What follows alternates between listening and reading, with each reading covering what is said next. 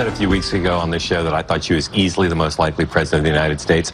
I now think not only is she, because of this as a symptom and a cause, I now think she's not only not easily the most likely, I don't think she's any more the most likely.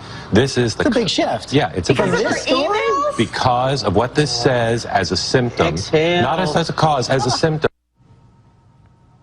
All right, ladies and gentlemen, welcome aboard. Hope you had a great weekend. It's Monday, and we're back to business. I don't know what Nicole Wallace, rather, there on the ABC News show on Sunday with George Stephanopoulos was. She thinks these emails are no big deal. She's the only one. She's the quote-unquote conservative on the panel, and she's this week panel, and she's downplaying it. But let's be real. Mark Halpern, who said on this show a couple of years ago, about a year and a half ago, and made big news that there are death panels in Obamacare. If you don't believe me, I'll play you the sound. Anyway, here he was saying that this really does affect Hillary. You have others saying the same thing. You have the Washington Post headline, will Hillary's experience be a negative? You have the New York Times, bright days for Clinton darkened. Dianne Feinstein saying, Hillary, you better explain this. I don't think the Queen is going to be able to waltz into the room and just wave her magic wand and say, I'm Hillary.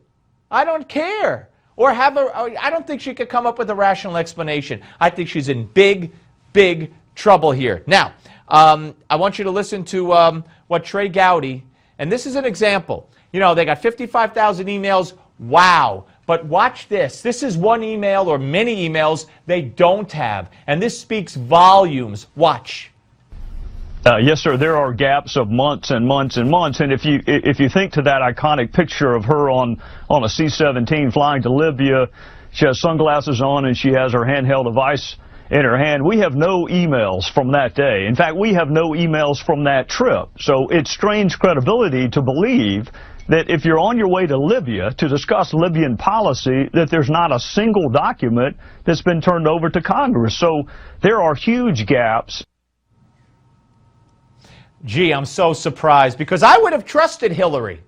I would have trusted Hillary, a woman who goes around talking about equal rights for women, equal pay for women, and as it was revealed by Washington Free Beacon, paid 72 cents on the dollar to men when she was a senator. The Clinton Foundation pays 60 cents per dollar, women to men, now, and the 8 top earners are men, and the Clinton Foundation takes money from countries that treat women as subhuman.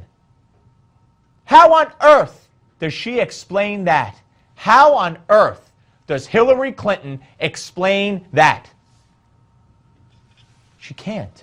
She can't. If there was a true media in this country, if the Clintons were held to any... George Will had a great line. He said the Clintons could find a loophole in a stop sign. That's one of the greatest lines ever. A loophole in a stop sign. Well, it said stop, but, you know, what does it mean? Please, is this what America wants? 4 years of her and him? You got to be kidding me. So keep it up, Hillary. You're doing the country a service. Just keep up what you're doing. You're really doing the country a service. Now, there was a shooting in Madison, Wisconsin. An African-American young man, I think I'm not sure, 19, 20, excuse me, I don't know his name. I don't know his age. The police recordings are out. The 911 call that went over the police radio, I should say, came in saying a man running between cars in the street, causing a disturbance. They described him and they gave his name to the cops. The cops found him. He went into an apartment, a friend's apartment. The cop heard a disturbance in there. The cop had to force his way into the apartment. The cop says there was a struggle, and they shot and killed the young man. So I'm looking at protesters, you know, no killer cops, no killer cops. I guess, you know, we don't know what happened here yet, but that's the whole point. Now, the police chief in Madison has gone way, way, way, way out of his way to apologize, and I don't like apologies. If a cop was shoot someone in the line of duty and he's defending himself, then no apology is necessary. But he's apologized. He's not admitted wrongdoing. He's met with and prayed with the kid's grandmother, the young man's grandmother, you name it. Yet the media is treating this unarmed young man, unarmed. Unarmed. So what? What does that mean? A cop doesn't know someone's unarmed until they're searched, cuffed, and searched. B, Michael Brown was unarmed. Was he not? And that shooting was perfectly justified. Not only but to the grand jury, but to the feds. So please, doesn't the media ever learn? No. This is what they want to do. They want to stir the pot, baby. Stir the pot. And stir the pot.